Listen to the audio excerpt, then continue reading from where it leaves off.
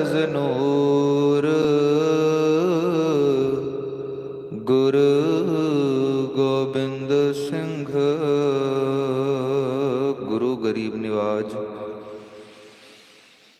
हाजरा हजूर ज़ाहरा ज़हूर सर्व कला समरत धन धन सतगुरु श्री गुरु ग्रंथ साहिब जियां दी पावन पवित्र गोदा निग मान रहे आनंद प्यारिओ।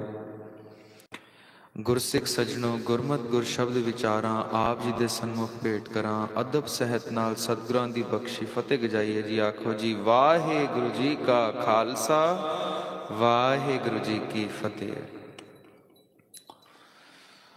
बीते हुए कल विच धन धन बादशाह दरवेश राजान राज भानान भान देवान देव उपमा महान राजावां दे राजा महाराजावां दे महाराजा शाहिद शहनशाह सरबंस दानी अमृत के दाते पिता जी दा असी प्रकाश पर्व मनाया है। सतगुरां ने बड़ी मेहरमत की, संगतां ने बड़े चढ़दी कला दे इकट्ठ विच आके सतगुरां दे प्रेम विच इस पुरब नूं मनाया। ये जिस बात का प्रतीक है वो ये कि गुरु से सिख को कितना प्यार है। प्रकाश पर्व मना रहे हैं। प्रकाश पर्व में गुरु का प्रकाश पर्व मनाकर ये देखना है कि क्या मेरे मन में भी प्रकाश हो रहा है कि नहीं। गुरु ने तो प्रकाश ले लिया, अब इसके बाद मेरी ड्यूटी बनती है कि मेरे मन में भी प्रकाश हो। सदगुरु से विनय करके अरदास करके सदगुरु मेरे मन में भी प्रकाश होगा तुम्हारा या नहीं, क्योंकि उसका प्रकाश लेने ही आए हैं। पढ़ते हैं ना रहरास साहिब में, भई परापत मानुख देहुरिया गोविंद मिलन किए तेरी बरिया। ऐसे बेअंत वाक श्री गुरु ग्रंथ साहिब जी में मिलेंगे कि ये मनुष्य देह तुझे मिल गई है, इसमें तुझे करना क्या है। मानस जन्म दुलंब है होए न बारह बार, ज्यों बन फल पाके भोए गिरै बोहर ना लागे डार। कहते हैं इतना दुर्लभ ये जीवन है कि जैसे वन में फल लगा हो किसी पेड़ पर और वो पक कर गिर जाए। अब दुनिया का बड़े से बड़ा वैद्य बुला लीजिए, बड़े से बड़ा साइंटिस्ट बुला लीजिए, वो पके हुए फल को पेड़ के साथ दोबारा नहीं जोड़ सकता। जैसे हमने सिकंदर की बात सुनी थी कि उसको बहुत चोट लगी कि उसने सारी दुनिया को राज तो कर लिया, पर एक साधु ने उसको ये कह के चोट मार दी कि तू सारी दुनिया पर राज करेगा, अपने आप को इतना दुख देगा, तकलीफ देगा, सेना का नुकसान, तेरे पैसों का नुकसान, तेरी आर्मी का नुकसान, उसके बाद तो क्या करेगा। तो सिकंदर कहता है आराम करूंगा। वो साधु कहता है हमें अभी आराम में है, तो नीचे जमीन पर लेट, हम आराम में। तो सिकंदर जब वापस यमन जा रहा है ये सोचता है अब मैं किसी को कष्ट नहीं दूंगा, पर कुदरत की नेत इसका हाजमा खराब हो जाता है और मौत का कारण बन जाता है वो डिहाइड्रेशन। अब ये वैदों को कहता है 4 दिन दे दो मुझे, अपनी माँ के पास पहुंचना है, बस एक बार माँ के दीदार कर लूं, उसकी झोली में सिर रख दूं, फिर चाहे प्राण निकल जाए, 4 दिन में हम यमन पहुंच जाएंगे। सारी दुनिया का लूटा हुआ माल असबाब आधा तुम्हें दे दूंगा, आधी दुनिया तुम्हारे नाम कर दूंगा। ये वैद क्या कहते हैं, सारी दुनिया का माल असबाब, अपना तख्तो ताज, सारी दुनिया का राजभाग भी यदि तुम हमारे नाम कर दे, 4 दिन की सांसें देना तो दूर, तेरे को 4 पलों की सांसें हम नहीं दे सकते। इतना बड़ा बादशाह सिकंदर फिर ये आखिरी 3 ख्वाहिशें रखता है। कहता ठीक है यदि मैं मर ही रहा हूं तो मेरी 3 ख्वाहिशें पूरी की जाएं। क्या? जब मैं मर जाऊं और मेरी अर्थी को ले जाया जाए तो कफन से हाथ मेरे बाहर होने चाहिए, सारी दुनिया को दिखे, सारी दुनिया को तंग करने वाला, सारी दुनिया को जीत लेने वाला बादशाह भी खाली हाथ जा रहा है। दूसरी ख्वाहिश, जब मेरी अर्थी उठे तो मेरी अर्थी के आगे दुनिया के सबसे उम्दा वैद्य, सबसे बड़े डॉक्टर और हकीम चलने चाहिए, ताकि दुनिया देख सके भगवान का बुलावा आ जाए तो फिर बड़े से बड़ा वैद्य, बड़े से बड़ा हकीम कुछ नहीं कर सकता, अब चाहे कितना मर्जी पैसा हो। तीसरी ख्वाहिश, जितना भी मैंने माल असबाब लूटा है ये मेरी अर्थी के पीछे लुटाया जाए, ताकि दिखाया जाए दुनिया को, सारी दुनिया को परेशान करके इतना माल असबाब लूटने वाला भी एक सिक्का तक साथ नहीं लेकर जा पा रहा है। गुरबाणी में इसको कुछ यूं लिखा है, लंका गढ़ सोने का पया, मूर्ख रावण क्या ले गया। इतनी बड़ी लंका सोने की बनवा दी, मूर्ख रहा तो क्या लेकर गया साथ। साथ भी कुछ जा सकता है। जैसा सतगुर सुनीदा तैसो ही मैं डीठ, विछड़िया मेले प्रभु हर दरगाह का बसीठ। जो हम बिछुड़ गए हैं प्रभु से, यही गुरु बसीठ, वकील, विचोला बन सकता है मुझे प्रभु से मिलाने में। विचोला सिर्फ वही व्यक्ति बन सकता है जिसने दोनों चीजें देखी हैं। एक यात्री को मंजिल तक पहुंचाने वाला विचोला सिर्फ वही होगा जो यात्री को तो जानता है पर इसने मंजिल भी देखी हुई है, तभी ये यात्री को मंजिल तक पहुंचा सकता है। अब गुरु ने हमें तो देखा हुआ है पर गुरु ने खुदा को भी देखा हुआ है, इसलिए हमें पकड़कर खुदा के साथ जोड़ सकता है सिर्फ गुरु और कोई भी नहीं। सतपुरख जिन जानिया सतगुर तिसका नाम, उस अल्लाह की सूझ जिसको है उसी को सतगुर कहते हैं। सतपुरख खुदा भगवान, जिन जानिया जिसने समझा है, सतगुर तिसका नाम, सतगुर वही है और कोई नहीं। तिसके संग सिख उधर है, उसके साथ लग के सिख भी तर जाएंगे, बेड़ा पार हो जाएगा। तो हमने रात के दीवान और ये जो 6 दीवानों में हाजिरी पढ़ी, आज 7वां दीवान, इसमें हम यही सीख रहे हैं कि गुरु के साथ कैसे रहना है। गुरु के साथ होने का एकाएक तरीका है। गुरुकुल में पैदा होना नहीं, गुरु के बंगले में रहना नहीं, गुरु के सेवादार या ग्रंथी, भाई, ढाडी, प्रचारक, कवि हो जाना नहीं। गुरु के साथ रहने का कुछ और तरीका है। कहते हैं मेरा सिख वो नहीं है जो बाहर लिबास से दिख रहा है कि मेरा सिख है, या मेरा खून उसके अंदर रगों में दौड़ रहा है कि मेरा बच्चा तो मेरा सिख होगा, या मेरा रिश्तेदार है तो मेरा सिख होगा। ऐसा नहीं है। अगर ऐसा होता तो पहले ही गुरुदेव हैं बाबा श्रीचंद, जिनका लड़का, पहले ही गुरुदेव श्री गुरु नानक देव जी, जिनका लड़का बाबा श्रीचंद और बाबा लक्ष्मीदास दोनों ही सिक्खी में नहीं है, सिक्खी से बाहर हैं, उदासीन संप्रदाय चलाते हैं। तो सिख कौन है? इधर तो हद हो जाती है। 7वें गुरु श्री गुरु हर राय साहिब जब अपने 14 साल के लड़के को भेज देते हैं औरंगजेब से बात करने, 14 साल के बच्चे को भेज रहे हैं, बाबा राम राय कहते हैं करामात करके दिखानी नहीं, गुरु नानक आपके अंग संग होंगे, सच बोलने से डरना नहीं। अब राम राय जाते हैं, मजनू का टीला गुरुद्वारे साहिब मीटिंग होती है, कुएं के ऊपर चादर रख देता है औरंगजेब कि ये गुरु का लड़का बैठे, दिख ऐसे रहा था, थड़ा बना हुआ है, वो था कुआं, चादर रखी थी, ऐसे सेट करी थी कि लगे कि थड़ा है कि ये गुरु का पुत्र बैठे और बैठते सार अंदर कुएं में गिर के मर जाए। अब ये 14 साल के बालक गुरु हर राय साहिब के जाते हैं, उनको कहते हैं आप आसन ग्रहण करें, और जैसे ही वो कुएं पे पांव रखते हैं वो चादर ऐसे अहिल, ऐसी पत्थर बन जाती है जैसे यहां पर कोई सिल लगी हो। औरंगजेब सक पका जाता है। 14 साल के बच्चे में इतनी शक्तियां हैं। सिर्फ एक नहीं, इतिहास लिखता है औरंगजेब को 72 करामातें दिखाते हैं ये 14 साल के बच्चे। बाबा राम राय 72 औरंगजेब दिमाग हिल जाता है उसका, यदि इस छोटे से बाल में इतनी शक्तियां इसके पिता में क्या होंगी जो गुरु ही है। अब जब औरंगजेब कहता है शक्तियों के आगे तो मैं नहीं जीत सकता, तो चालाकी इस्तेमाल करता है, पूछता है हमने आशा की वार आपकी पढ़ी है, उसमें लिखा है मिट्टी मुसलमान की पेड़ा पई कुम्हार, काड़ पांडे इट्टा किया जल्दी करे पुकार। आप कहते हैं इस्लाम की मिट्टी जलती है, हम तो मुर्दा नहीं जलाते। आपकी वाणी में ऐसे कैसे लिखा है कि हिंदू और सिख का मुर्दा तो एक बार जलता होगा, इस्लाम के मुर्दे बार बार जलते हैं, लाखों बार चीखते हैं फिर जल के। कहते हैं हम तो जलाते ही नहीं है, कैसे लिखा है आपकी वाणी में? अब राम राय घबरा जाते हैं, राजा है ना, राजा ने सवाल पूछा, तो राम राय क्या कह देते हैं, नहीं थी, लिखारी की भूल होगी लिखने वाले की, वहां मिट्टी मुसलमान की नहीं लिखा, क्या लिखा है, मिट्टी बेईमान की। लिखारी की भूल होगी, मुसलमान लिखा गया, वहां लिखना है मिट्टी बेईमान की। अब देखें गुरु साहब का पुत्र है बिंदी पुत्र, खून रगों में दौड़ रहा है गुरु साहब का, पर गुरु साहब इसको सिख मानते हैं या नहीं? जब सदगुरु तक खबर पहुंचती है राम राय ने ऐसे किया, बाणी से फेरबदल किया। सदगुरु कहते हैं राम राय को कौन समझाए कि मैं गुरु नानक जी के जामे में था। जब मैंने गुरु नानक जी का शरीर धारण किया था, लोगों ने मुझे गाली निकाली। मक्के में जब मैं गया तो काजी ने मेरी छाती पे लात मार दी, पर मैंने कटु वचन नहीं बोला, कड़वा वचन नहीं बोला। गुरबाणी में लिखा है ना, कोई आखे भूतना को कहे बेताला, कोई आखे आदमी नानक बेचारा, भया दीवाना शाह का नानक बुराना।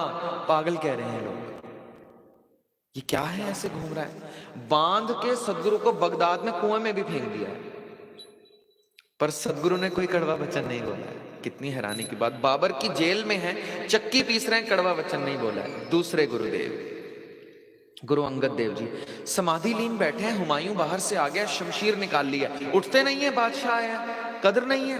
कहते हैं जहां पर शमशीर चलानी थी शेरशाह सूरी के साथ जंग के मैदान में, वहां तो कायरों की तरह दौड़ आया, फकीरों पर शमशीर चलती है। शमशीर छूट गई थी हाथ से। सदगुरु ने कड़वा वचन नहीं बोला, शमशीर उठा लिया। तीसरे गुरुदेव गुरु अमरदास जी गद्दी पर विराजमान है। दूसरे गुरुदेव का लड़का भाई दातू आते हैं, तुम गद्दी पे कैसे बैठे हो, ये गद्दी पे मेरा हक है। लात मार के गुरु अमरदास जी को गद्दी से नीचे गिरा देते हैं। अब गुरु अमरदास जी बुजुर्ग शरीर, उनके पांव दबाना शुरू कर देते हैं भाई दातू के। आप गुरुकुल में पैदा हुए दातू जी, आप गुरु के लड़के हैं, बड़े कोमल आपके पांव हैं, मैं बुजुर्ग सेवादार हूं, मेरी हड्डियां आपके पांव को चुभी होंगी, मोच तो नहीं आई। कोई कड़वा वचन नहीं बोला। चौथे गुरुदेव अकबर की कचहरी में गुरु अमरदास जी को बुलाया गया। जो आप पोथी लिख रहे हैं, हमने सुना है कि इस्लाम धर्म के खिलाफ है, आप भेजिए। कचहरी में पहुंचते हैं भाई जेठा, चौथे गुरुदेव, कोई कटु वचन नहीं बोले। पांचवें गुरुदेव तो तवे पे विराजमान है, शहादत का जाम पी लेते हैं, कटु वचन नहीं बोलते। छवें गुरुदेव ने 4 जंगें लड़ी शाहजहां से, कोई कड़वा वचन नहीं निकाला। सातवें गुरुदेव कहते हैं यदि तू मेरे शरीर को रेजा रेजा काट देता ना, है मेरे बच्चे राम राय, मैं कड़वा वचन नहीं बोलता, पर तूने मेरे शरीर को नहीं, मेरे हृदय को लात मारी है। गुरबाणी गुरु का हृदय है, क्योंकि ये गुरु साहब कहते हैं मेरी नहीं है, जैसी में आवे खसम की बाणी। ये तो खुदा के बोल थे, तूने इसमें फेरबदल किया तो मेरे बारे में लाख गाली औरंगजेब को कह देता, मैं कुछ ना कहता। पर अब क्योंकि तूने गुरबाणी का आधा शब्द बदला है, मुसलमान का सिर्फ बेई लगाया है, बेईमान सिर्फ आधा शब्द बदला है, तो आज के बाद तू मेरे माथे मत लगियो। ना तू मेरा पुत्र है, ना तू मेरी औलाद है, ना तू मेरा सिख है। कितनी हैरानी की बात, नहीं मानते सिख उसको, अपना नहीं पुत्र मान रहे हैं क्योंकि बानी से फेरबदल किया। ये गालबन बात मुझे ऐसे याद आ गई, नगर कीर्तन में हम थे या फिर यहाँ स्टेज से भी, कल रागी सिंह, आज रागी सिंह जो कथावाचक जो बैठते हैं, उधर नगर कीर्तन में भी, यहाँ पर भी ऐसा कुछ बोल रहे थे जो गुरु ग्रंथ साहब में नहीं लिखा, या फिर भाई गुरदास, भाई नंदलाल या दसम ग्रंथ। हमें 4 ग्रंथ पढ़ने की अनुमति है गुरु ग्रंथ साहब की हजूर में, समझें। एक गुरु ग्रंथ साहब की बानी को गाया, पढ़ा और सुना जा सकता है, उसकी विचार हो सकती है। दूसरे हैं दसम ग्रंथ जो श्री गुरु गोविंद सिंह साहब के रचित हैं। तीसरे हैं भाई नंदलाल की गजलें, जो गुरु गोविंद सिंह साहब ने हमें दर्जा इतना दिया कि आप उनकी गजलें मेरी हजूर पढ़ सकते हैं। चौथा है भाई गुरदास की वारें। इसके अलावा और किसी ग्रंथ या कोई कविता का जाप पाठ गुरु की हजूर नहीं हो सकता। या फिर अगर कविता गा भी रहे हैं तो शब्द में मिला के नहीं गा सकते, मतलब शब्द को हेर फेर नहीं किया जा सकता कि शब्द को इधर उधर कर दिया जाए, क्योंकि वो गुरु ने लिखा है। राम राय ने तो आधा शब्द बदला। कल मेरे कमरे में मुझे लेने आए जो वीर, नाम तो मुझे नहीं पता, कहते हैं हम कीर्तन करते हैं वाहिगुरु की कृपा से, आप एक बात कहिएगा ना, यहाँ पर कच्ची बानी बहुत पढ़ते हैं, जो गुरु ने अनुमति नहीं दी वो पढ़ते हैं। मैं इतना हैरान हुआ, इतने अंधकार में एक दीपक जल रहा है जिसको पता है कच्ची बानी नहीं पढ़नी। मैंने कहा आप क्यों नहीं कहते? कहते हम कहते तो हैं, पर ऐसा है, पंजाबी में कहावत नहीं है, घर दा जोगी जोगड़ा, बाहर दा जोगी सिद्ध। वो हिंदी में भी कहते हैं घर की मुर्गी दाल बराबर। आप कहेंगे तो कुछ प्रभाव पड़ेगा। ये बात काफी दिनों से मेरे चल रही थी जहन में। कल रात को उन्होंने मुझे फिर कहा, आपने कहा नहीं, रात के दीवान में फिर भूल गए। आज सुबह मेरे को याद नहीं थी ये बात, ऐसे ही आ गई, पता नहीं बीच में कैसे, तो मैं कहता ही चलूं। सदगुरु कृपा करें, चाहते होंगे कि बताता चल। आधा शब्द बदला है। मिट्टी, मुसलमान को क्या कहा है? मिट्टी बेईमान। सदगुरु कहते ना तो मेरी औलाद, ना मेरा पुत्र है, और ना ही तो मेरा सिख है। अब जहां को मुंह किया वहीं को निकल जा। औरंगजेब को चिट्ठी डालता है, मेरे बाप ने तो मुझे घर से निकाल दिया है, अब आप ही कुछ कीजिए। औरंगजेब डर बहुत गया था कि 14 साल के लड़के में करामातें बहुत हैं, यदि इसके साथ छेड़छाड़ करी, मुझे ही ना भस्म कर दे। तो इनको एक राजमंत्री बनाकर, प्रधानमंत्री बनाकर एक शहर इनके नाम कर देते हैं। उस शहर का नाम है डून। आज पता है उस शहर का नाम क्या है? वो उस शहर में अपना डेरा लगा लेते हैं तो शहर का नाम पड़ जाता है देहरादून। आज शहर का नाम है देहरादून। ये बाबा राम राय जी को प्रधानमंत्री जिस शहर की मिली थी, ये वो है, औरंगजेब ने दी। ताउम्र सदगुरु ने इनके दीदार ना किए, सदगुरु की जबान से वचन निकले थे, जैसे तूने आज मेरे हृदय को जलाया है, बाणी से हेर फेर करके वक्त आएगा तू जिंदा जलेगा। अपने बच्चे के लिए सदगुरु कहते हैं। और राम राय का अंत पता है कैसे हुआ था? समाधि लीन थे, अपनी पत्नी को कहते हैं, इनमें यह करामात थी कि अपनी आत्मा को निकाल के बाहर चले जाते थे, घूम फिर आते थे। अपनी पत्नी को कहकर गए हैं, वैसे कभी आधे दिन, एक दिन के लिए चले जाते थे, फिर वापस आ जाते थे शरीर में। कहते हैं कि मैं कुछ दिन के लिए बाहर सैर पर जा रहा हूं, मेरे शरीर की संभाल करना। जब 1 दिन, 2 दिन, 5 दिन, 1 हफ्ता गुजर गया और वापस नहीं आए, तो लोगों ने सोचा कि इनकी मौत हो गई है, शरीर तो ऐसे पड़ा है। तो लोगों ने शमशान ले गए। इनकी पत्नी विनती करती रही, मत लेकर जाइए शमशान, ये जीवित हैं, ये आ जाएंगे, पर किसी ने ना सुनी। 1 हफ्ते से जो प्राणी नहीं आए वो अब क्या आएगा? गौरतलब है कि राम राय गुरु गोविंद सिंह साहब से मिल चुके थे इससे पहले, और गुरु गोविंद सिंह साहब से चरणों में गिरकर माफी भी मांगी थी। गुरु साहब ने माफ भी किया था, पर यह कहा था कि तेरी कुलें जितनी भी होंगी सबको माफी मांगते ही रहना पड़ेगा, सबको, उसकी माफी से नहीं, बहुत हुआ।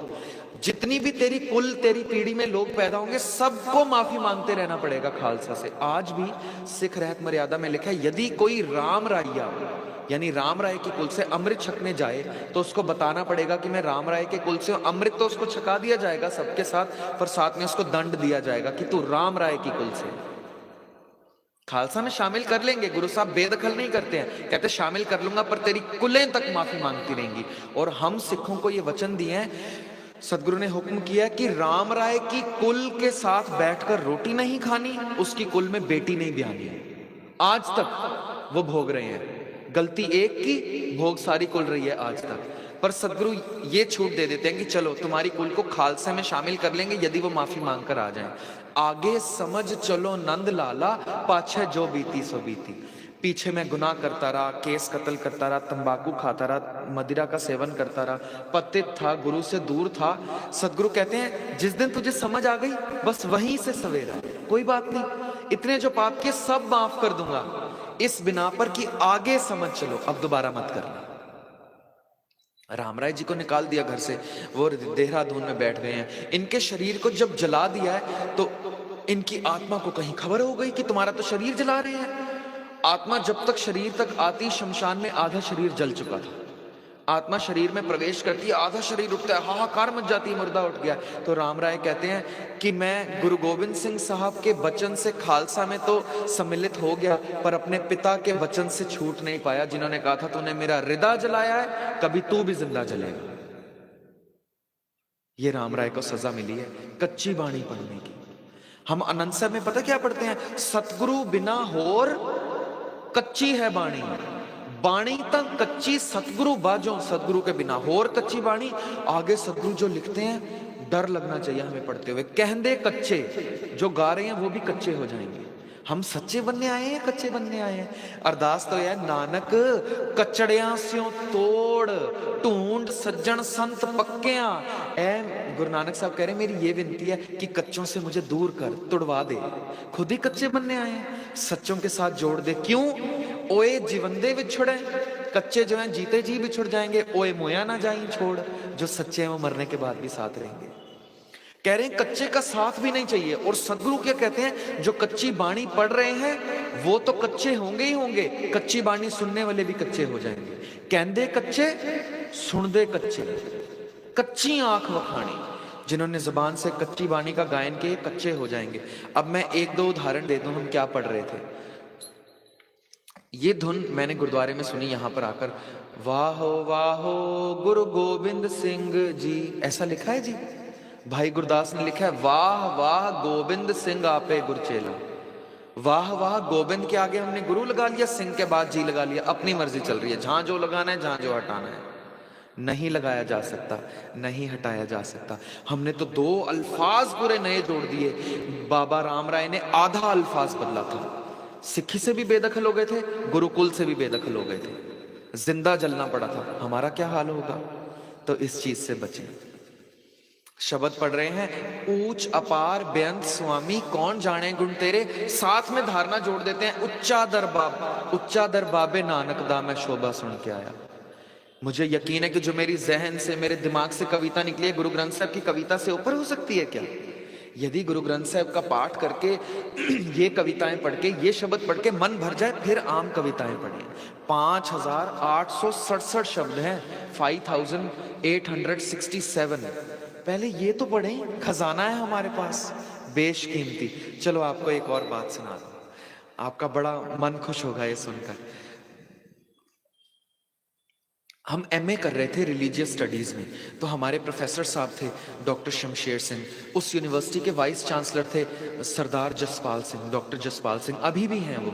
उनकी ये बात रिकॉर्डेड कई बार यूट्यूब पे भी आपको मिल जाएगी, डॉक्टर जसपाल सिंह डालेंगे तो आपको मिलेगी।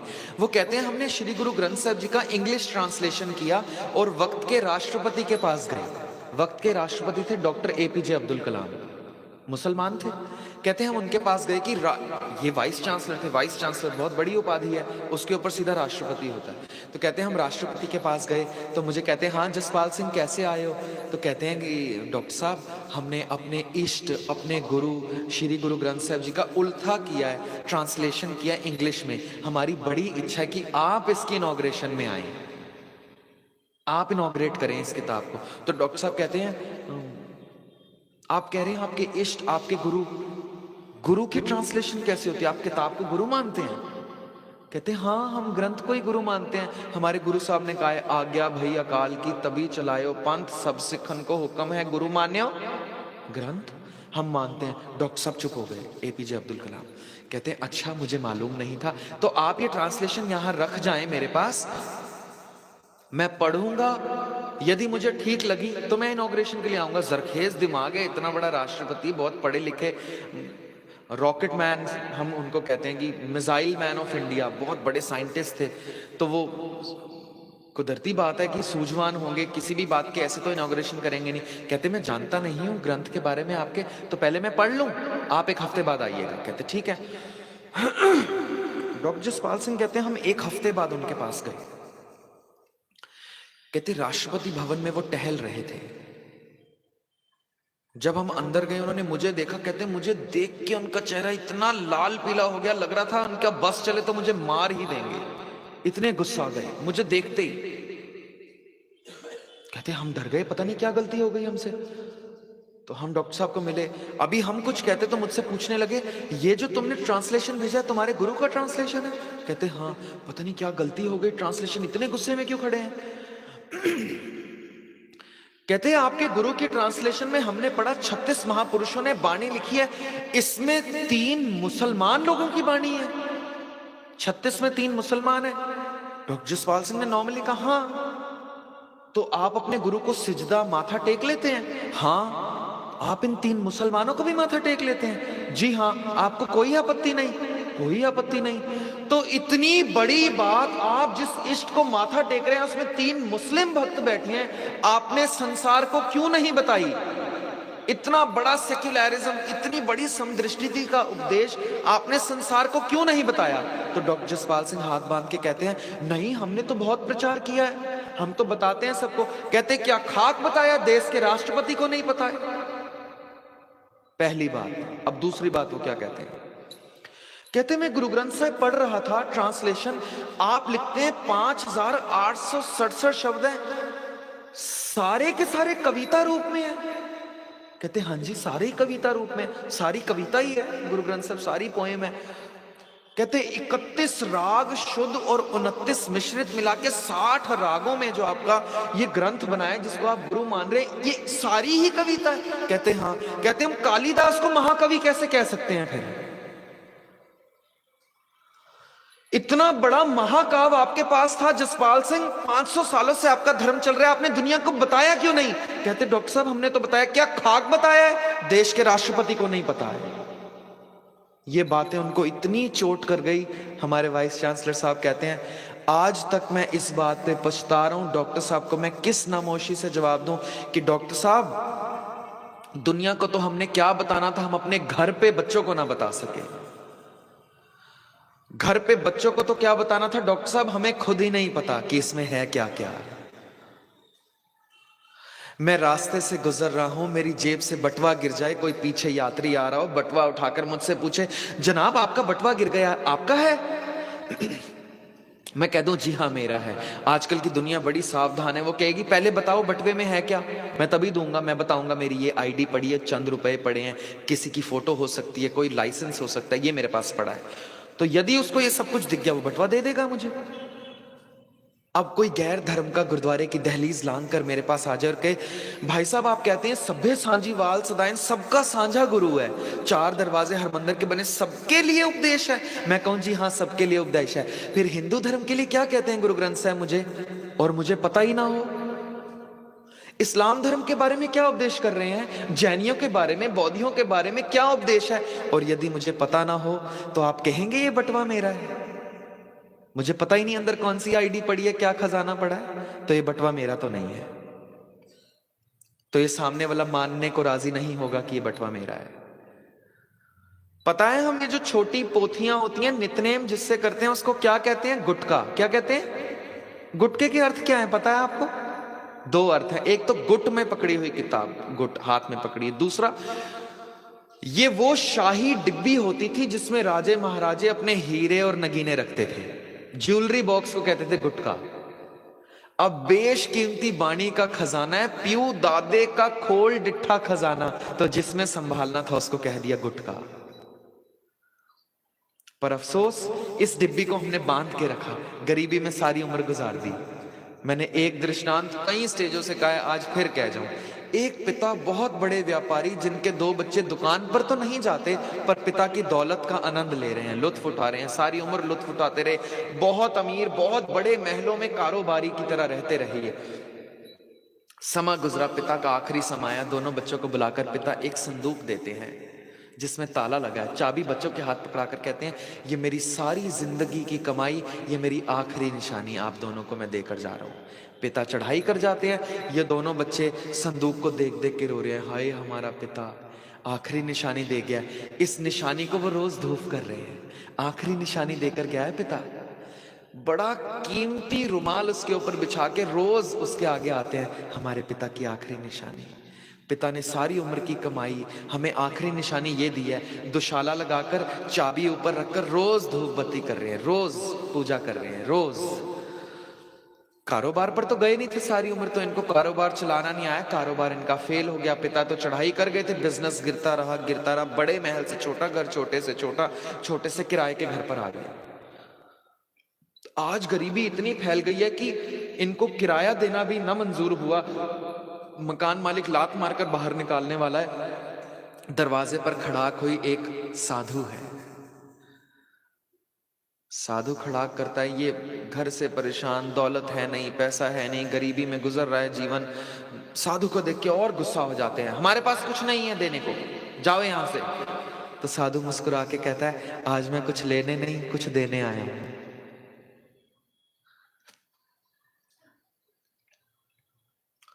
तो ये कहते हैं तुम क्या देने आए हो हमें, तुम तो भिखारी लग रहे हो शक्ल से। कहते हैं तुम्हारे पिता ने मुझे कहा था कि मेरे बच्चों पर ऐसी कंडीशन आएगी तब तुम उसके पास जाना। तो आज जब मैंने देख लिया कि तुम्हारे पिता के वाक सच हुए हैं तो मैं तुम्हें कुछ देने आया हूं। तुम्हारे पिता की आखिरी बोल वो क्या थे कि तुम्हारे पिता ने तुम्हें कोई आखिरी निशानी सौंपी थी? कहते हाँ सौंपी थी। खोला है? कहते नहीं। कहते बस खोल के देख लो, यही देने आया हूं। कहते हम तो कभी ना खोले, हमने कीमती रुमाल ऊपर रोज धूप बत्ती कर रहे हैं, बाती कर रहे हैं, पूजा कर रहे हैं, हम हाथ ना लगाने दें उस संदूक को किसी को। कहते बस उसको खोल के देख ले, तुम्हारे पिता की आखिरी ख्वाहिश थी। परिवार में बैठ के सोचते हैं संदूक को खोले ना खोले, बड़ी पवित्र हाथ लगाएं ना लगाएं, पर कहते हैं चलो पिता की आखिरी ख्वाहिश थी तो खोल लेते हैं, चाबी लगाते हैं ताले में, जैसे खोलते हैं संदूक ऊपर तक हीरो से भरी होती है। दंग रह जाते हैं। दसियों साल गरीबी, मुफलसी, कंगालत, भिखारता में गुजार दी, हीरे की पेटी घर पर पड़ी थी। दसियों साल किराए के मकान दर दर की ठोकरें खाते रहे, हीरे खजानों से भरी पेटी संदूक घर पर पड़ी थी। हमारा भी यही हाल, दर दर की ठोकरें खा रहे हैं, कब्रों में जा रहे हैं, किसी, मैं क्या बोलूं, किसी बाबे के आगे, किसी के कदमों के आगे झुक रहे हैं, कभी किसी की चौकी भरने चले जा रहे हैं, किसी की मजार पर, किसी की तस्वीर, किसी की मूर्त के आगे झुक रहे हैं। गरीबी की निशानी है कि भरोसा है कि वहां से कुछ मिल जाएगा, दुख दूर हो जाएगा। सदगुरु कह रहे हैं खजाने की पेटी तुझे दे रखी है, खोल के देखी नहीं, अब तो गरीबी में गुजार, मारता रहे टकरे हर जगह, वहां भी जा, वहां भी जा, वहां भी जा, किराए के मकान है सब। खजाने की पेटी तुझे दे रखी थी, नहीं खोलनी तुझे, नहीं मंजूर, तो बैठ अब गरीबी में, बैठा रहे। गुरु अर्जन देव जी लिखते हैं, प्यू दादे का मेरे को मेरे बाप दादाओं ने खोल डिठा खजाना, एक खजाना बख्शा है, ता मेरा मन भया निधाना, कहते यदि खोल लेंगे माला माल हो जाएंगे। ये खजाना कितना कीमती होगा कि सरसा पे 9 करोड़ रुपया तो बहाया जा सकता है, पर सरसा के किनारे पर आशा की वार नहीं छोड़ी जा सकती। सरसा के किनारे पर बच्चों की जान को दांव पर लगाया जा सकता है, पर सरसा के किनारे पर अमृत वेला छोड़ा नहीं जा सकता। ये खजाना कितना कीमती होगा कि सरसा के किनारे पर 10,000 में से 9,500 सिंह तो शहीद कराए जा सकते हैं, पर अमृत वेले का टाइम नहीं गवाया जा सकता। इतना बेशकीमती खजाना होगा कि नीहों में चिन रहे हैं, जबान से जपजी साहिब का खजाना नहीं जा रहा है, हम रजाई में लेटे हैं, जपजी साहिब भूले पड़े हैं। ये कभी बंद बंद कटवा रहे हैं, 95 साल के भाई मनी सिंह, जबान से जपजी साहिब नहीं भूल रहा है, हम बड़े कीमती सोफा पर बैठे हैं, जपजी साहिब याद ही कोई नहीं। ये कैसा बेशकीमती खजाना होगा कि आरे से फाड़ दिया है भाई मतीदास को।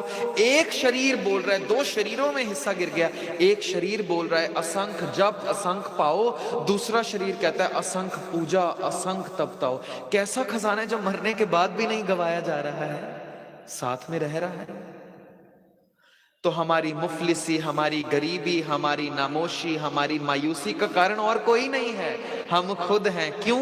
ये जो खजाने की दान पेटी सदगुरु हमें दे गए थे, हमने कीमती रुमाले दुशालों में भरकर ढक कर इसको रख दिया। आते हैं, माथा टेकते हैं, परिक्रमा करते हैं, थोड़ी देर बैठ के चले जाते हैं। कभी जहमत ही नहीं उठाई कि सदगुरु की ताबिया बैठे, सहज पाठ करें, सहज पाठ के अर्थ जाने। सदगुरु ये खजाना है क्या, मुझे जीवन जीना कैसे, तू बता तो सही। कैसा खजाना होगा कि 4 लाल को आंखों के सामने शहीद करा देते हैं। ये नहीं कहते कि मुझे बहुत दुख हुआ है, पता है क्या कह रहे हैं? साहिबजादा जुझार सिंह को साहिबजादा अजीत सिंह शहादत का जाम पी जाते हैं। पीछे साहिबजादा जुझार सिंह खड़े हैं, हाथ बांधकर कहते हैं, भाई से बिछड़कर हमें जीना नहीं भाता, खाना नहीं, सोना नहीं, पीना नहीं भाता। गुरु साहब हमने जो काम किए इकट्ठे करे हैं, जंग के मैदान में भाई शहीद हो गए, मैं कैसे पीछे रह जाऊं, मुझे भी जाने दीजिए। एक बार भी नहीं रोकते। खजाना कैसा होगा, बच्चों को आंखों के सामने भेज रहे हैं। क्या कह रहे हैं? जोगी अल्लाह यार खान लिखता है, कहते हैं एकदम अपनी शमशीर निकालकर छोटा नीमचा खंजर उनकी कमर कस्से में डाल देते हैं। 14 साल के जुझार सिंह, जाओ लड़ो। कहते हैं हम देते हैं खंजर, इसे तुम शमशीर समझना। नेजा दिया, नेजे की जगह दादा का तुम तीर समझना। जितने भी इससे मरे उन्हें बेपीर समझना। जख्म आए तो होना नहीं दिलगीर समझना। जब तीर कलेजे में लगे, अपने बच्चे को कह रहे हैं 14 साल के, ऐ मेरे बच्चे तू जंग के मैदान में 10 लाख के सामने जा रहा है, ये खजाना ना गवा दियो। जब तीर कलेजे में लगे, सी नहीं करना, उफ मुंह से मेरी जान कभी भी नहीं करना।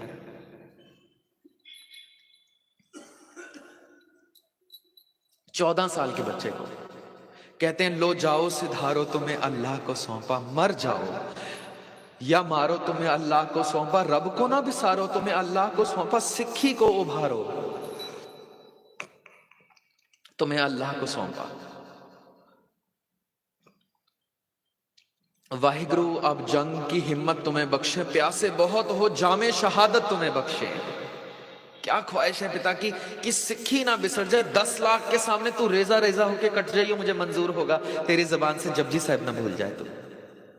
क्या खजाना सदगुरु ने हमें दिया होगा। हम नामोशी में, रोग में, दुख में, संताप में, कलेश में, पीड़ा में जो जीवन गुजार रहे हैं, किसी का कसूर नहीं है। दद्दै दोष न देऊ किसै, दोष कर्मा आपने आ। जो मैं किया सो मैं पाया, दोष ना दीजा अवर जना।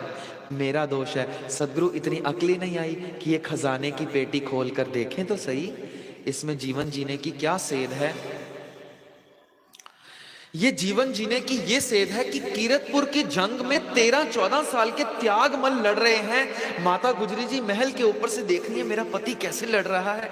पिता गुरु हरगोबिंद साहब देखते हैं 13-14 साल का बाद कितना खूब लड़ा है। नाम है त्यागमल, नाम रख देते हैं तेग बहादुर। तेग बहादुर कहकर कहते हैं ये तेग चलाने का भी धनी होगा, तेग बर्दाश्त करने का भी धनी होगा। कभी तेग चलाई है कीरतपुर में ऐसी कि जंग के मैदान में दुश्मनों को खदेड़ दिया, पर कभी तेग सहारी है ऐसी कि चांदनी चौक में शरेआम शहीद हो गए हैं। गुरु तेग बहादुर साहब क्या कहते हैं, एक लिखारी लिखता है, मैं हां तेग ते परख ले तेग तू भी।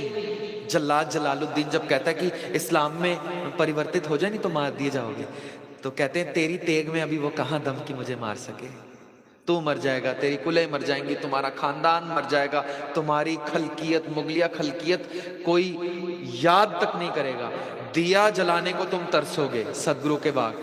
तो वो कहते हैं यहां क्या महल खड़े हो जाएंगे जहां आपको शहीद कर रहे हैं। आज देखिए औरंगजेब की कब्र कच्चे गारे से बनी है, ऊपर निजाम हैदराबाद ने संगमरमर की वो जो जाली लगाई है, औरंगाबाद दौलताबाद में, वो बाद में लगी। कच्चे गारे से उसकी कब्र बनी है, बारिश आती तो कब्र चो जाती है। जो 2 मौलवी बैठे हैं ना मजौर कब्र के पास, 2-2 रुपए मांग रहे हैं लोगों से, पैसे दीजिए दिया जलाने के लिए, तेल नहीं है उनके पास। और जहां पर सदगुरु को शहीद किया गया बेरहमी से, वहां पर करोड़ों के दरिया बह रहे हैं। पूछते थे क्या यहां पर कोई महल खड़े हो जाएंगे। सदगुरु कहते हैं मैं हां तेग ते परख ले तेग तू भी, 1-2 नहीं परख ले 100 तेगा। मैं तां जमणदियां तेगां दी छां माणी, मेरा कुछ नहीं सकदियां एक खो तेगां। मेरे पिता दी अणख बहादरी ते रहया परखदा तेरा प्यो तेगा।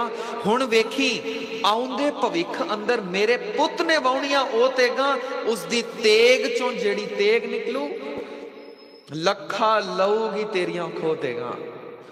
जैसे गुरु अर्जन देव साहब कहते हैं कि मुझे तो मार दोगे, वो कवि ऐसे लिखता है कुछ कि सदगुरु तवे पर बैठकर कुछ यूं कहते हैं कि मेरी सदा को दबाना तो मुमकिन है, मगर बदलते वक्त की रफ्तार कौन रोकेगा। मेरी सदा को दबाना तो मुमकिन है, मगर बदलते वक्त की रफ्तार कौन रोकेगा। फसीलों आतिशों बहुत बुलंद सही, मगर हयात की ललकार कौन रोकेगा। मेरी आवाज की परवाज को दबाने वालों, हरगोबिंद की तलवार को कौन रोकेगा।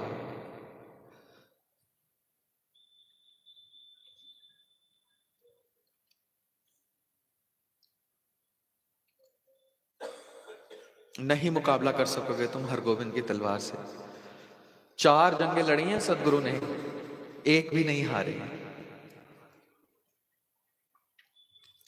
जब आवाज का दिया, विनती का दिया बुलंद न हो, तो सदगुरु कहते हैं म्यान से शमशीर निकाल के जालिम के कदम काट देने अपना धर्म समझना। जुल्म बर्दाश्त ना करना। जुल्म करना यदि पाप है, बर्दाश्त करना भी पाप है। एक तो जुल्म है जो बाहरी ताकत मुझ पे कर रही है, एक जुल्म है जो मेरे अपने मुझ पर कर रहे हैं, और एक जुल्म वो है जो मैं गफलत में अनजानी में अपना नुकसान खुद ही कर रहा हूं। वो यही जहां से हमने बात शुरू करी कि आधा शब्द बदला है राम राय ने, घर से बाहर निकाल दिया। हम तो पूरी वाणी की रूपरेखा बदल के बैठे हैं। अच्छा, फिर हमारे भाव बहुत ज्यादा हैं। कहते हैं तीरा वाले गोविंद सिंह जी, बाजा वाले गोविंद सिंह जी, कलगियां वाले गोविंद सिंह जी, नीले वाले गोविंद सिंह जी, पटना वासी, हेमकुंड वासी। क्या सदगुरु की कलम में कोई कमी रह गई थी जो मुझे ये लिखना पड़ रहा है? सदगुरु तो लिख रहे हैं हेमकुंट पर्वत है जहां सब श्रृंग शोभित है तहां सब श्रृंग ते नाम कहवा पंड राज्य जो कमावा। यदि हेमकुंट का ही नाम लेना है तो हेमकुंट वहां से नाम लीजिए जो सदगुरु की कलम से निकला है। मेरी अक्ल से क्या हेमकुंट खूबसूरत हो जाएगा? तो कोशिश करें नीले के अस्वार शाहसवार कलगियां वाले सरबंस दानी, जितना खूबसूरत नंदलाल जी ने लिख दिया क्या मैं उससे खूबसूरत लिख सकूंगा? नासरो मंसूर एज दी मंजूर गुरु गोबिंद सिंह, हकरा गंजूर गुरु गोबिंद सिंह, जुमला फैज नूर, हक हक आगा शाहे शहन शाह, बर्दो आलम शाह, खसम राजा का, फायजुल अनवार, काशफुल असरार, अल मुल अस्तार, अब्बर रहमत बार, मुकबुलो मकबूल, वासलो मौसूल, हक हक अंदेश, बादशाह दरवेश। कितना कुछ लिख के वो नहीं थक रहे हैं। अमृत कीर्तन में 4 पन्ने भरे पड़े हैं, हमारे पास तो 4 शब्द भी नहीं होंगे। बाजा वाले, तीरा वाले, नीले वाले, कलगियां वाले, इसके अलावा हम कुछ लिख पाएंगे? तो क्यों ना वही रचना पढ़े जो भाई साहब हमें दे गए, भाई नंदलाल, जो प्रमाणित है गुरु साहब की हजूर में। क्योंकि वो खुदा की जबान से आई है, हमें भी खुदा तक पहुंचा देगी। क्योंकि कविता मेरे दिमाग से आई है, ज्यादा से ज्यादा किसी को प्रभावित कर पाऊंगा तो उसके दिमाग तक, बस। ऐसा है जैसे अभी मैं आपको ना बताऊं, समाप्ति के बाद मैं चुप करके आपकी शर्ट का एक कोना पकड़ लूं और आपको पता ना चले। अब आप जाएंगे, यहां से जाएंगे कहां? यदि टहलते फिरते भी जाएंगे तो अपने घर ही। यदि आपकी शर्ट का कोना, मैंने आपकी चुन्नी का कोना पकड़ा होगा तो मैं भी पीछे पीछे कहां पहुंच जाऊंगा? आपके पहुंच जाऊंगा जी, घर आपके। अब जिसकी कविता दिमाग से निकली है, यदि उस कविता को पकड़ा ना तो मैं दिमाग तक थोड़ा सा ज्ञानी हो सकता हूं, बस। ये खुदा के बोल यदि पकड़ूंगा, पता कहां पहुंचूंगा? तुर्की बाणी आई, ये जहां से आई है मुझे वहीं ले जाएगी। आई खुदा से है, इसको पकड़ के रखूंगा कस के तो मुझे ले भी खुदा तक जाएगी। इसीलिए कच्ची बाणी ना पड़े। सच्चे होने आए हैं कि कच्चे होने आए हैं? फिर कोई मुझे कहता है कि बहुत आसान है जी ये बाणी पढ़नी, लोगों को भी आसान लगती है इसलिए हम पढ़ लेते हैं। मैंने कहा आसानी का मार्ग नहीं है ये तो भूल जाएं। आखा जीवा विसरे मर जाऊं, आखण आसान मार्ग नहीं दिया गुरु साहब ने। लालच देकर नहीं कहा 2 लाख रुपए देता हूं तो सिख बन जा, जैसे कह रहे हैं 2 लाख रुपए दे रहा हूं हमारे धर्म में आ जा। आजकल ऐसा बहुत कुछ है। बच्चों की फीस दे देता हूं हमारे धर्म में आ जाओ। सदगुरु ने कहा धर्म में आना है मेरे, ये तलवार गला मांगती है, लालच नहीं दी। आज भी अमृत छकने जाएं तो वो पूछते हैं 5 प्यारे, यदि आप किसी के दबाव में, प्रभाव में या लालच में आए हैं तो अभी उठ जाएंगे। सिर वेच लियो मुल महंगा, सिर दे के सिक्खी कमाई जाती है। सरदार लोकी एवें नहीं सानू सरदार आखदे, सिर वे के लईयां सरदारियां ने। तो यदि आसानी ढूंढ रहे हैं तब तो सिक्खी नहीं है आसानी के लिए। और आसानी ढूंढ रहे हैं तो आसान शब्द पढ़ लें जो आसान है, जो सबको याद है। जो मांगे ठाकुर अपने ते सोई सोई, ये सबको याद है, यही पढ़ें। यदि पढ़ने की इच्छा ही है, सदगुरु की उस्तत तारीफ करने की इच्छा ही पैदा हो गई है, तो क्यों ना कुछ ऐसा ही पढ़ें जो सदगुरु ने हुक्म किया पढ़ने के लिए। राखा एक हमारा स्वामी सगल कटा का अंतर्जामी, सबको याद है शब्द। थिर कर बैसो हर जन प्यारे, सदगुरु तुमरे काज सवारे। क्योंकि सब पढ़ सकते हैं तो आपको भी आसान लगेगा, आप भी यही पढ़ें। तो ये बात इसीलिए बीच में आई कि सदगुरु चाह रहे हैं मेरे प्यारे बच्चे पक्के बन जाएं, ये कच्चे ना रह जाएं। क्योंकि मेरी सोच प्रभु के चरणों में जुड़ी थी, ये भी पक्के होके जाएं। और मेरे मित्र भी ऐसे ही हैं, जिन्ना दिसंदड़ियां दुर्मत वन्य मित्र साडड़े से, जिनको देखते ही बुराई दुराचारी दूर भाग जाए, मेरे वो मित्र हैं। ऐसी संगत करें जो सच्ची बाणी पढ़ते हो। यहां जितने भी प्रचारक, जितने भी रागी, लोकलाइट्स भाई सब सेवादार हैं, जहां तक मेरी आवाज जा रही है, इस बात को थोड़ा सा गौर करें। ये बात मैं बार बार, इतना लंबा समय देखो प्रकाश पर्व ना करके 1.25 घंटे हमने इसी बात पे बात करी। पता है क्यों? मुझे डर है एक चीज का, कि यहाँ के लोगों में इतना प्रेम, इतनी श्रद्धा है कि चोटी तक पहुंचे, वहां से पांव ना फिसल जाए, बस ये डर है मुझे। तो वो पांव ना फिसले, गुरु की विचार आपके चरणों में रखा है। सदगुरु कहते हैं रहत बिना नह सिख कहावै, रहत बिना दर चोटा खावै, रहत बिना सुख कबू ना लहै, तांते रहत सुदृढ़ कर कहै, रहनी रहै सोई सिख मेरा। ओ ठाकुर मैं उसका चेहरा। गुरु ग्रंथ साहब में पूछें गुरु साहब सिख कौन है? कहते हैं सो सिख सखा बंधप है भाई, जे गुर के पाने विच आवे। जो गुरु ने कहा है उसको माने। अपने पाना है जो अपनी मर्जी का कर रहा है, चाहे कविताएं गा रहा है, चाहे केसों की बेअदबी कर रहा है, चाहे नशा पत्ता कर रहा है, चाहे गुरु साहब को शीश झुका के कहीं और भी झुका रहा है, इष्ट गुरु साहब को मान के किसी और को भी मान रहा है। कहते हैं जो अपने पाने जो चल रहा है भाई, विछड़ चोटा खा रहा है, गुरु ग्रंथ साहब कह रहे हैं।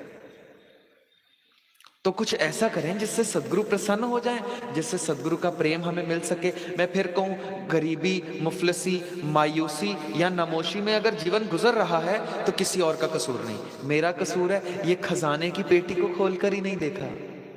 तो इस खजाने की पेटी को खोलने का पहला तरीका जो हमने सीखा है, रोजाना अमृत वेले जाग के 5 बाणियों का नित्यनेम संभाल कर 6 मिनट कम से कम वाहिगुरु सिमरन करें। सिर्फ 6 मिनट कम से कम।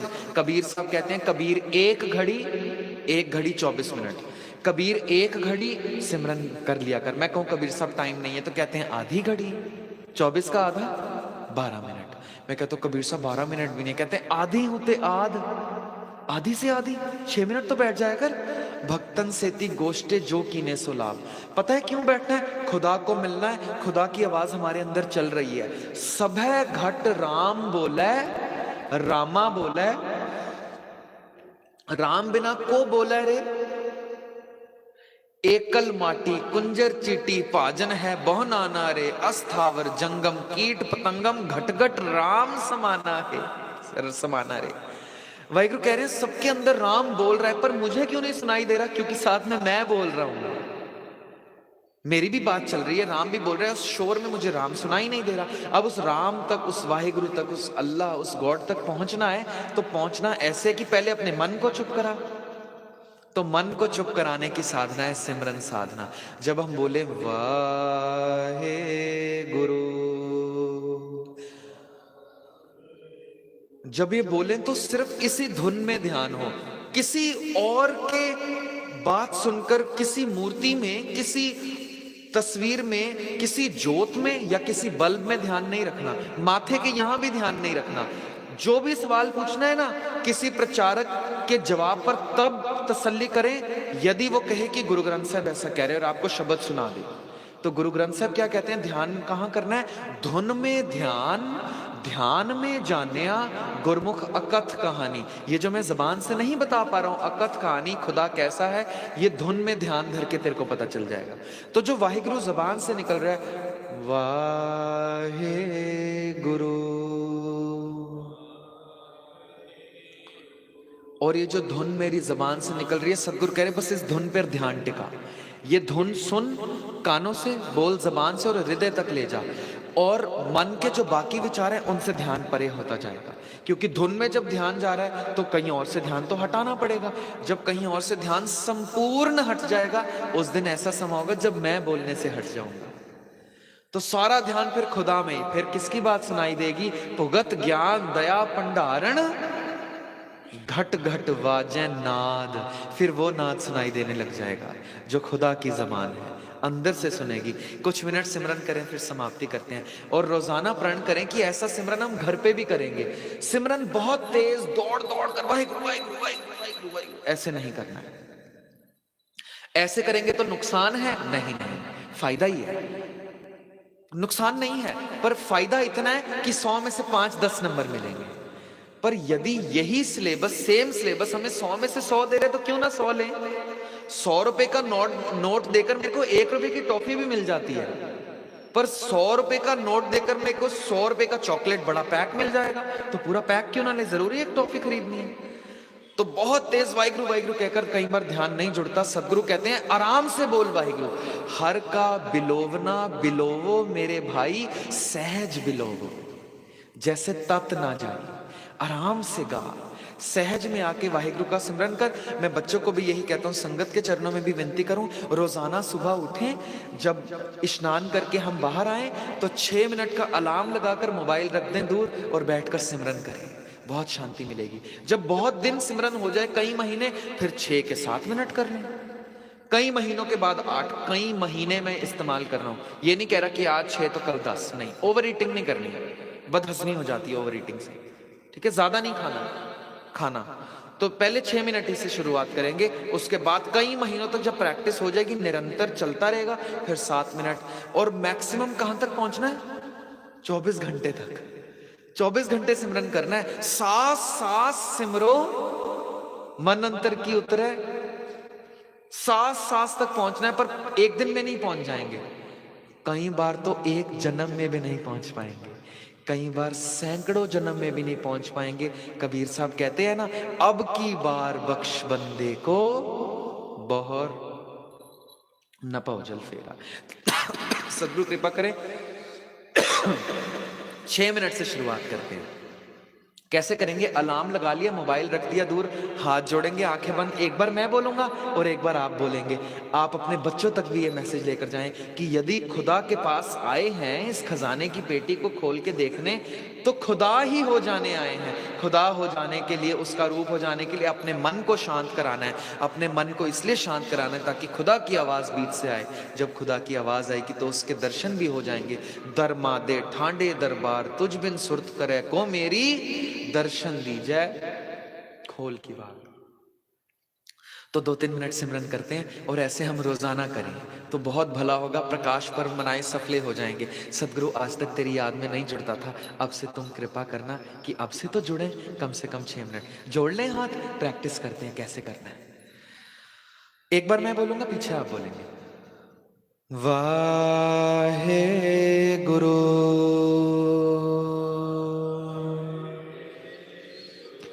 वाहे गुरु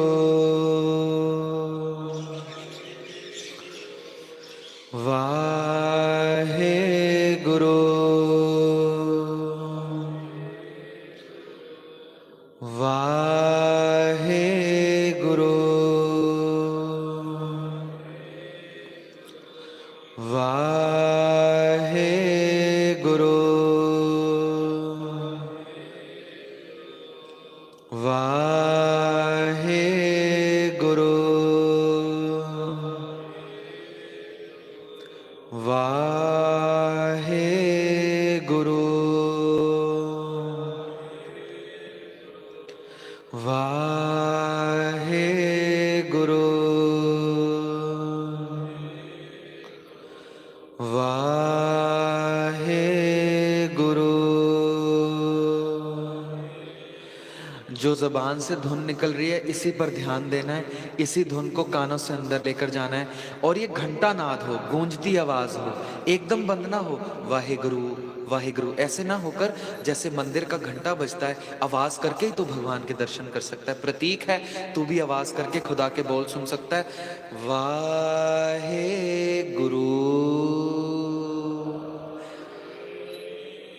घंटा नाद इसको कहते हैं, गूंजती आवाज जो एकदम बंद नहीं होती।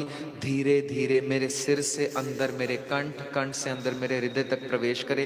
कुछ देर हम प्रैक्टिस करें, सदगुरु मेहरमत करें। वाहे गुरु वाहे गुरु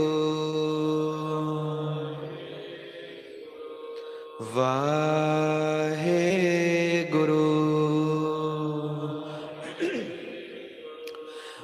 वाहे गुरु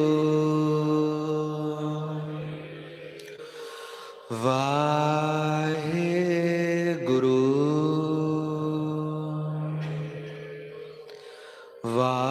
वाहे गुरु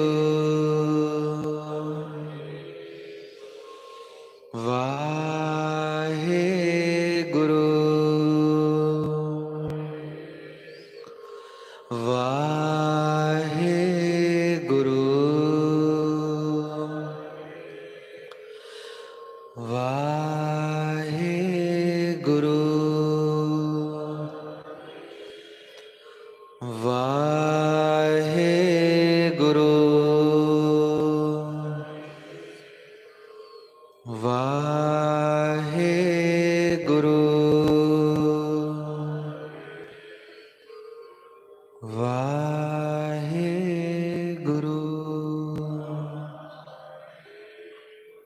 वाहे गुरु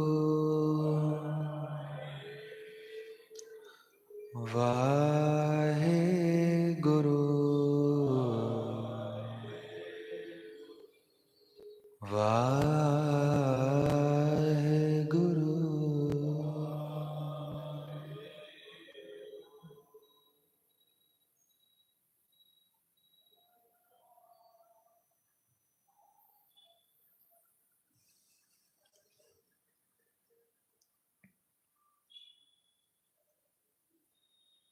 ये बदला हुआ माहौल, ये चंद मिनटों के सिमरन ने ये पैदा की जो शांति, ये खुशी, ये आनंद, लग रहा है कि कोई अब ना बोले।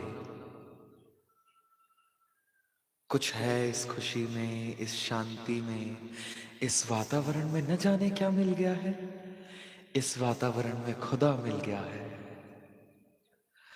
यदि चंद मिनटों का सिमरन हमें इतना आनंद दे सकता है, यकीन लगा सकते हैं, अंदाजा कर पाएंगे 24 घंटे जिसके अंदर चल रहा है उसको क्या आनंद होगा। अब उसको नीहों में घुटने उतर रहे हैं, दीवार चढ़ रही है, तवे पर बैठे हैं, आरे से शरीर फट रहा है, रुए में जलाए जा रहे हैं, चांदनी चौक में शहीद किए जा रहे हैं, इनको कुछ फर्क नहीं पड़ेगा। क्यों? चंद मिनटों के सिमरन ने हमें शांति दे दी है। 24 घंटे श्वास श्वास जिसका सिमरन चल रहा हो उसके अंदर क्या शांति होगी, क्या गौरतलब है, अंदाजा नहीं लगाया जा सकता। प्रकाश पर्व मनाए सफले होंगे, पता है कैसे? खुदा तक पहुंचने की मंजिल की पहली पौड़ी पर कदम रखने से।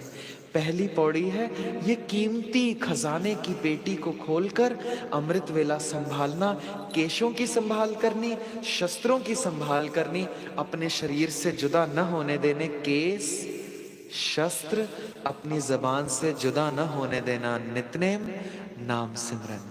यदि ये 6 मिनट का सिमरन जारी रहा, मस्कीन साहब बोलते हैं 30 दिन अगर आपने किया, एक ही जगह पर एक ही समय पर बैठकर, रोजाना 5 बजे अपने ड्राइंग रूम के एक ही जगह पर बैठकर, रोजाना 5 बजे अपने बेडरूम में, या फिर रोजाना किसी भी एक समय पर आप किसी स्पेसिफिक जगह पर बैठ रहे हैं, मस्कीन साहब कहते हैं 30 दिनों में 6 मिनट के सिमरन से ये जगह इतनी चार्ज हो चुकी होगी। जगह, इंसानों ने तो चार्ज होना ही होना है, वो जगह इतनी चार्ज हो चुकी होगी कि नास्तिक से नास्तिक, दुराचार से दुराचार, शराबी से शराबी आदमी को लाकर यदि उस जगह पर बिठा दिया जाए तो उसके मुंह से वाहिगुरु निकल पड़ेगा, खुद ब खुद, कहने की जरूरत नहीं पड़ेगी। आखिरी छोटा सा दृष्टांत देकर, क्योंकि आज का आखिरी दीवान है, मैं सोचकर आया था 4 5 6 को दीवान है तो 3 दीवान होंगे। आपको पता है कितने दीवान हो गए हैं? 13 दीवानों में सदगुरु ने हाजिरी भरवाई है। 13, मैं तो गिन गिन के खुद हैरान हो रहा था।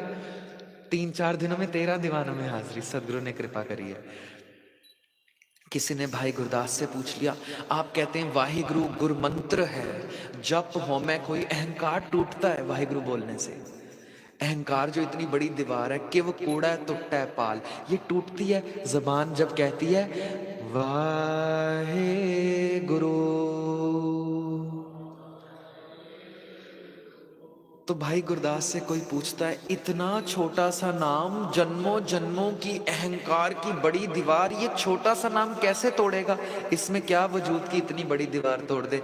भाई गुरदास एग्जाम्पल देते हैं, कहते जैसे हीरा हाथ में तनक सो दिखाई दे, तो मोल किए दम कन परत पंडार जी। कहते हीरा भी बहुत छोटा सा हाथ में दिखाई देता है, पर जब बेचने जाए तो माला माल हो जाते हैं। कैसे? कहते हैं जैसे बट बीज अत सूक्ष्म स्वरूप हो, तो बोए से विविध करे बिरखा विस्तार जी। कहते बोड़ बरगद का जो बीज होता है, बरगद जितना बड़ा नहीं होता, राई के दाने जितना छोटा होता है, ये बोते हैं तो बरगद जितना फैल जाता है। फिर कहते हैं जैसे हुंडी, जैसे बर बांधे हुंडी लागत ना भार कछ, आगे जाके पाइयत लक्ष्मी अपार जी। कहते चेक में सिर्फ लिखा होता है 1 करोड़, कितना सा चेक है? इतना सा चेक है, हाथ में जेब में भी डाल सकते हैं, कोई भार भी नहीं है। पर जब उसको कैश कराने जाएगी तो कितना पैसा मिल रहा है। कहते खूब ऐसी तरह तैसे गुर बचन सचन गुर सिखन में जानिए महात्म गए ही हरिद्वार जी। ये जब तक हरिद्वार गुरु के घर में नहीं आओगे ये महात्म नहीं पता चलेगा। है छोटा सा दिखने में वाहिगुरु, पर जब कैश कराने जाओगे बड़े बड़े गुनाह माफ कर सकता है। छोटा सा वाहिगुरु, सिर्फ जबान कहे वाहिगुरु, कान सुने हृदय में प्रवेश हो। गाविए सुनिए मन रखिए पाओ, दुख पर हर सुख कर ले जाए। इतने दिनों की सेवा सदगुरु ने सिर पे हाथ रख के ली। सदगुरु का रोम रोम करके ऋणी शुक्रगुजार हूं कि सेवा खुद ली है। संगत ने गुरु रूप होकर आशीष बख्शी है, खूब प्यार दिया है मुझे, अपने बच्चों की तरह आपने पाला मुझे 4-5 दिन। मैं आपका भी ऋणी हूँ। मेरे कोई कटु वचन, कुछ कड़वे वचन यकीनन होंगे, मैं गलतियों का पुतला हूं, तो आप माफ कर देना। यदि माफ न किया तो मुझे गाली देना, मुझे मार लेना बाहर जाकर, पर अपने हृदय में कोई मैल ना रखना, उससे खुदा से दूरी बनेगी। मुझे मारकर रंजिश यहीं खत्म करना, पर खुदा के लिए प्रेम हृदय में बिठाना। केस शस्त्र नित्य नाम सिमरन की संभाल कर लेंगे तो गुरु के और नजदीक हो जाएंगे। मुफलिसी गरीबी दुख कलेश से छुटकारा पा लेंगे यदि गुरु के खजाने को खोल लेंगे।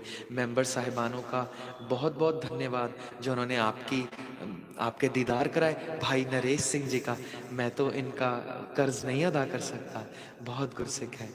जो भाई महेंद्र सिंह जी हैं, मैं कर्ज नहीं अदा कर सकता। भाई मनी सिंह जी, ऐसे गुरसिखों के दीदार हुए, मैं रोम रोम करके धन्यवाद करता हूँ आप प्यारी संगत का। फिर कभी दर्शन हुए तो आपके ज़रूर करेंगे। नदी नाव संजोगी मेले इस बार इतनी सेवाएं प्रवान करनी।